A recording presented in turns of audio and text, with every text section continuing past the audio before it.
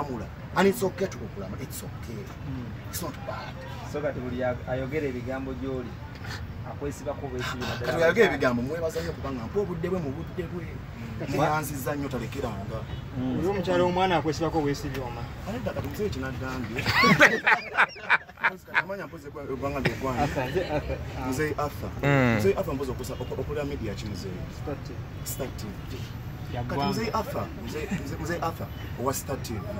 Lero ze kumazalibwa aga Prince Omar amulangira. Nekati omulimu ogukulese kati otandise fuka babita ki? Interrogator. Wabula fuka interrogator. Musajja wange bane mutavai. Njagala namwe nga nine kinjagala. Musajja namukoledde surprise birthday. Wena ochina okyagwa kwata akatambi chokola kifu. Very wrong. Very wrong. No bango yaga bu likes mu yaga ba live likes mu make up. It's very wrong.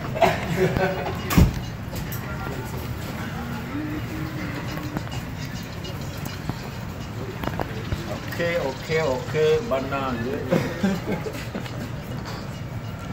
Yeah, guys, sounds so bad about. Bapita Buki seems to be Ramuganda on the Prince Omar, a joy about the birthday, and the last one. Jikuza, Ganze, Momani, Deniaka, and giving up my son. Since I was not in the spotlight, Sasso or maybe money while you are. Naye, Ganze, Nasazio, Muganda, and Ediata album. Yanga yagitadde kenyimba abiri nze ng'omuntu yampaddeko oluyimba ensonga lwaki nkoze birthday eno naye simanyi alaga ate ate amawulire naye mbadde simanyi though I'm sorry brother naye ng'ekibadde kinyiza I'm really so happy to see you.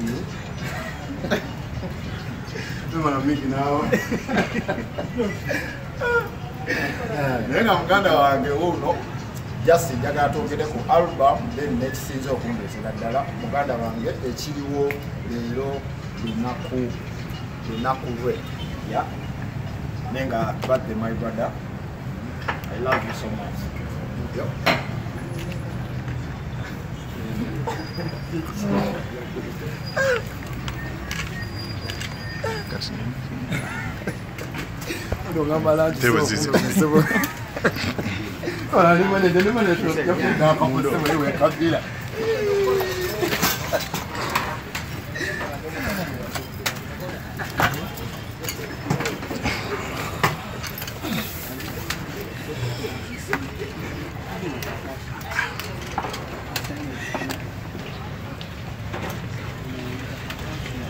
Okusookera ddala Omar namumanya mu 2018 naye mmanyidde ebbanga dhonze yabeera mu vidiyo ze abeera mu biki munaye abadde tampitanga nenga nange kanwane paka komedi wange we yakuba naye ensonga lwaki nakoze kino kyenkoze mugana wange okimanyi nkwagala nnyo era ejjo yabadde birthday yo nenkugamba mwana nina njaga kutwalako kwa Kashiya lwakuba abadde tosuubira mbu kino kigenda bbaawo so kukima okutwala kwa Kashiya nansonyiwa nkuleese wano obadde osula so I had to call out these guys naye nga nze main issue eriwo ya album yo kowampadde oluyimba olumuya nkwebaza kwekyo simanyi oba abantu balina ebibuuzo naye nga ensonga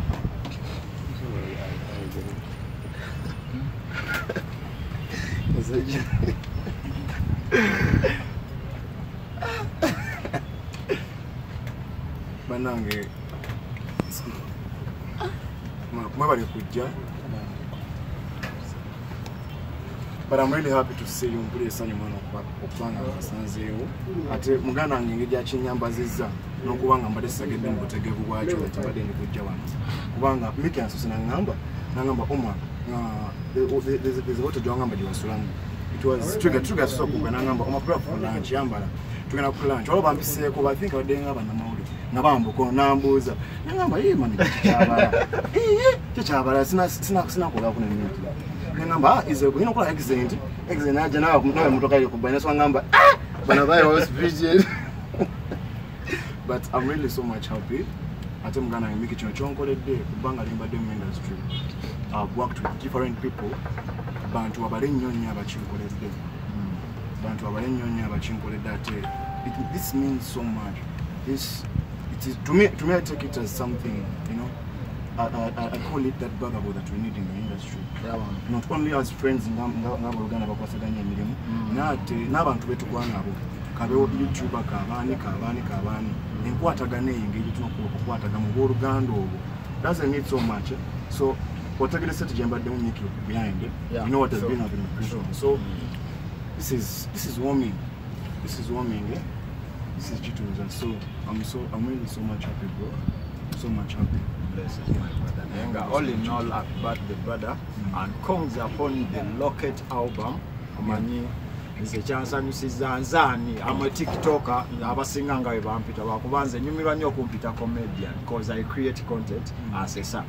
Naye nzaani go wakeera n'ogamba Mickey nina idea naye tebanga okombadde njagala nkuweeyo oluyimba era ojjukirayo wankubira wali waati nenkugamba okubidde Mickey waini obanze nenfunonga gwe nawe teweesiriwaza jangu tukole. So I rush to you ne tukola oluyimba ate nga nsuubiza oluyimba lwakabi tugenda shootinga video naye nga nze era nkiddamu ngenda kiremerako nkugambe muganda wange birthday eno lwakuba temusanzeewo bantu egenda baya akawungeezimu sawa nga 11 awo eggwenge emu lwa nsonga bya covid ensonga lwaki nkikoze muganda wange nkwebaza okusooka okumpa oluyimba kintu okirabanga ekya bulijjo nesi kya bulijjo. I mean you're a big artist whereby emyaka 3 emabega mbadde faaniwo zaani akolako naawe so neŋŋamba Mickey wemba ninase esobola okuyita media nembalaga omukwano gwange gy'oli muganda wange. Then I congratulate you upon the new album, the Locket album. Kijaba kyakabi nnyo.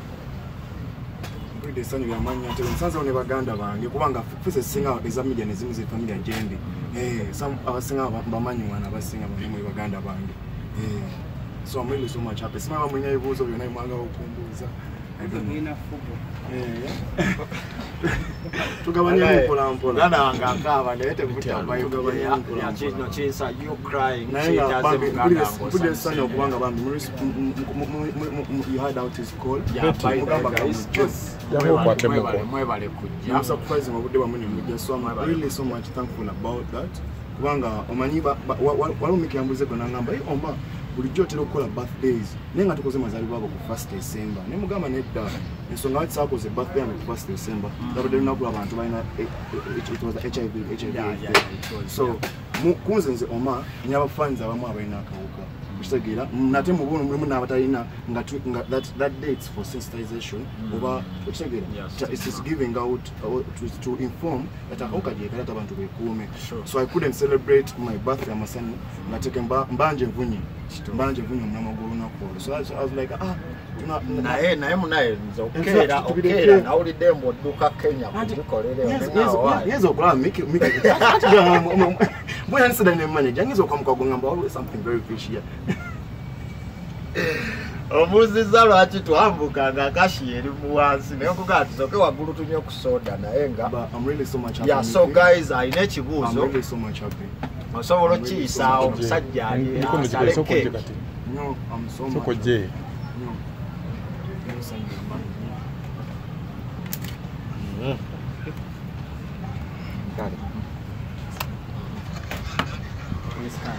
Neye sazi na yabayo na kakasensi gwetata olubuto wa rega na chichi mubi takugwana nsonga ki nga amanyi nasina kujja era kinsanyusiza kati muganda munange yabise nate nga munange manyinze ni muntu mukulu so bwendibanga njja kugabya Grace nja bayita nanze bwema era njaganga muno munange omanyi na kinyagaza kwakinyaga nja bayita nate olwaliro muganda nga bayise nembasanga nga bitu sanga kekana akadefeke tusobodde okufuna bikubuuza pozi amanya bwegwanise zebamita Ibra Mami Ibra bambi nja kuyita oba otali sanga siri masani nja kuyita nja kugaba tujja kubiranze era masani Mami Ibra ino mwana secho basatu ino mwana secho ino mukyala yes mwagala nyate mukume naye nsanyusa mpulire sanyu yamanyi nnyo ati Ibra nkulabiyeko wange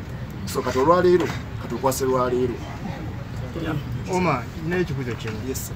Waliwo omukyala agamba nti wamuzaalamu omwana naye tomuwa buyambi oseemamu obuyambi emyezi 3 mabega omwana alina omwaka gumu. Mzee chengina okwambaza era ngina kwambaza chengami muganda wange ono. Unakuita ku nsonga za Oma nja kuyita nkwanjuli ngambe Oma nyina chenjagala okugamba. Ngambe nina kwatula kino.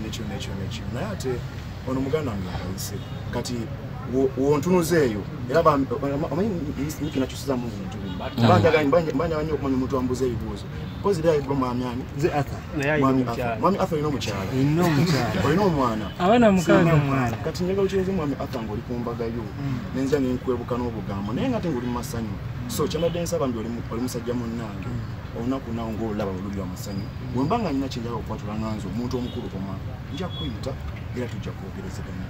Anti ye agamba nti nakunoonyereza ebbanga ddene era neggulu yazze n'atunyaga Omwana mulwadde ayita ate omwana gyali mukubi atakwata. Nate Oma seekweka nate era kyembagambye ebyo byo binaba yalalawo naye olwali kati naawe nagambye muganda wange sirina kutegera gwe mannya bwambuza Rupi. Yes. olina omukyala Mbalina nabangi nze n'abaana basatu. Mwami Rupi ekirungi sewogera nnyo naawe sikumanyi nkusanze wano. Esewa. Ya mwami Rupi simanyi bayinza n'okwetuuza mu kamera ne weemanyanga gwe ne bakumanya bali okumbuza ebibuuzo. Esewa. Omanyi era abantu bakumanyisa bakubalaga eggwanga. Kinnumya nnyo mwami Rupi ndikola mirimu gye gimu naawe n'egyengulu.